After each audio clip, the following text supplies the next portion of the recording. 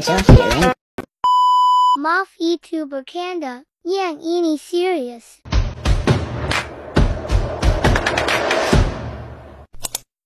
Assalamualaikum warahmatullahi wabarakatuh. Kali ini saya akan menjelaskan tentang motor induksi. Apakah kalian tahu apa itu motor induksi? Motor induksi adalah motor listrik bolak-balik AC yang putaran rotornya tidak sama dengan putaran medan stator. Terdapat selisih putaran yang disebut slip. Motor induksi merupakan motor yang paling umum digunakan pada berbagai peralatan industri. Pada dasarnya, ada dua jenis motor induksi yang klasifikasinya diatur berdasarkan pada pasa induksi, 1 pasa dan 3 pasa. Masing-masing mempunyai aplikasi berbeda. Motor induksi 1 pasa. Pada motor jenis ini, kumparan awal bisa memiliki kapasitor seri atau suplai di motor listrik 1 pasa. Pada motor jenis ini, kumparan awal bisa memiliki kapasitor seri atau saklar sentrifugal.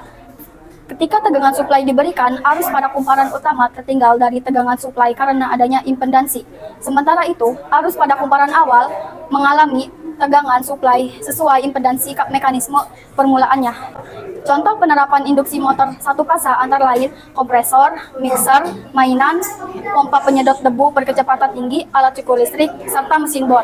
Motor listrik 3 pasa. Pada sistem 3 pasa terdapat 3 saluran pasa tunggal dengan beda pasa 120 derajat.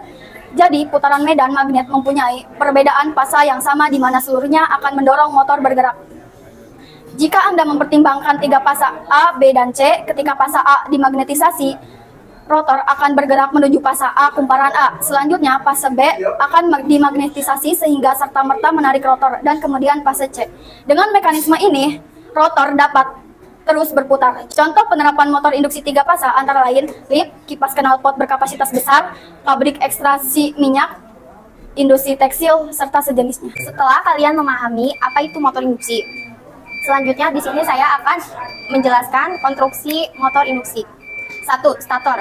Kumparan stator juga sering disebut dengan stator coil atau kumparan stator. Bentuknya sendiri adalah kumparan statis dengan 3 kumparan yang salah satu ujungnya menjadi satu. Pada bagian tengahnya merupakan pusat gulungan dan disebut sebagai titik netral atau terminal M. Bagian stator. Di sini juga yang pertama ada bearing. Bearing merupakan bagian yang memisahkan antara badan stator dengan rotor. Bearing juga berfungsi sebagai tempat peletakan poros atau rotor. Dan yang kedua ada plat penutup. Plat penutup merupakan bagian stator yang terdiri dari 2 bagian. Berfungsi sebagai peletakan bearing dan untuk melindungi bagian dalam rotor. Yang ketiga ada inti stator. Inti stator merupakan bagian inti yang dipasang pada rangka stator. Inti stator tersebut dari beberapa lapisan besi lunak atau baja silikon yang diletakkan. Yang keempat ada rangka stator. Rangka stator atau badan stator merupakan bagian yang terbuat dari besi tulang di mana pada bagian luarnya dikonstruksikan berprinsip untuk memperluas daerah pelepasan panas rotor. Yang terakhir di sini ada kumparan stator. Fungsi utamanya adalah menghasilkan arus listrik. Jenis arus listrik yang diciptakannya adalah arus bolak-balik atau AC. Pada saat rotor memiliki median magnet yang berputar. Nah, baik, setelah kalian memahami konstruksi motor induksi, saya akan menjelaskan konstruksi motor induksi yang kedua, yaitu rotor. Rotor adalah sebuah alat mekanik yang berputar atau baling-baling sebagai contoh dalam kendaraan bermotor elektrik, generator, alternator, atau pompa. Bagian-bagian rotor terdiri dari inti besi rotor. Inti besi rotor memiliki fungsi sebagai jalan atau jalur flux magnetik yang dibangkitkan oleh kumparan medan. Yang kedua, kumparan atau batang penghantar sebagai pembangkit flux magnetik pada motor. Yang ketiga, poros sub berfungsi sebagai pijakan komponen-komponen yang terdapat pada rotor. Nah, pada rotor bukan hanya memiliki bagian saja, melainkan jenisnya, yaitu jenis rotor. Di rotor sangkar adalah motor induksi yang memiliki rotor dengan kumparan yang terdiri dari beberapa batang konduktor yang disusun sedemikian rupa sehingga menyerupai sebuah sangkar tupai. Bisa dibilang, konstruksi rotor squirrel cake ini adalah konstruksi motor yang cukup sederhana bila dibandingkan dengan konstruksi motor listrik jenis lainnya. 2. Rotor Britan. Motor industri, rotor gulungan. Gulung adalah motor induksi. Rotor Britan, motor industri, rotor gulung adalah motor induksi yang memiliki rotor berupa statornya. Jumlah kutub antara kumparan stator dan kumparan rotor pada motor induksi rotor adalah sama pada motor jenis ini juga, dilengkapi dengan tahanan luar yang dapat kita atur besar kecil nilai tahanannya. Adapun fungsi dari tahanan luar ini adalah untuk menghasilkan kopel awal yang besar serta membatasi arus setar yang besar saat motor listrik mulai dioperasikan. Tahanan luar dihubungkan ke rotor melalui slip ring. Oke, baik, setelah kalian memahami pengertian dasar dari motor induksi, bagian-bagian dan konstruksi motor induksi, selanjutnya kalian akan memahami dan pelajari prinsip kerja dari motor induksi. Cara kerja motor induksi tentunya melibatkan proses induksi. Sebagaimana namanya, ketika Anda memberikan solusi kebalikan stator, flux magnet akan dihasilkan di stator. Karena sedemikian rupa sehingga setiap kumparan mengalami hubungan singkat.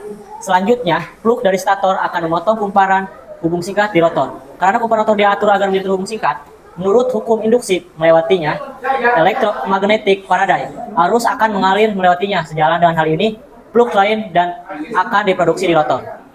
Sekarang ada dua flux, yaitu flux stator dan sisanya flux rotor. Flux rotor akan tertinggal sehubungan dengan flux stator. Karena itu, rotor akan merasakan torsi yang mampu membuatnya berputar searah dengan putaran medan magnet. Nah, setelah kalian memahami pengertian motor induksi, selanjutnya kalian harus mengetahui juga perawatannya. Yang pertama, pemeriksaan rutin terbagi menjadi 5, yaitu yang pertama, pemeriksaan rutin. Yang pertama, bersihkan motor dari debu atau oli. Yang kedua, periksa putaran cincin oli dengan poros. Yang ketiga, periksa level oli di bearing. Yang keempat, periksa oli dan gemuk dari bantalan secara visual. Dan yang terakhir, teknisi akan memeriksa skalar, starter, spring, dan mengencangkan koneksi yang kendor. Yang kedua, pemeriksaan setiap 6 bulan. Pemeriksaan setiap 6 bulan terbagi menjadi 12. Yang pertama, bersihkan motor, hembuskan kotoran dari belitan dan skala komutator dan sikat. Yang kedua, periksa cincin penjepit komutator secara visual. Yang ketiga, periksa dan ganti sikat yang sudah lebih dari setengah aus. Yang keempat, periksa tempat sikat dan bersihkan jika kotor. Yang kelima, periksa tekanan dan posisi sikat. Yang keenam, keluarkan, bersihkan, dan ganti oli di bantalan selongsong. Yang ketujuh, periksa gemuk pada bantalan bola atau roll. Yang kedelapan, periksa secepat atau kecepatan pengopresan.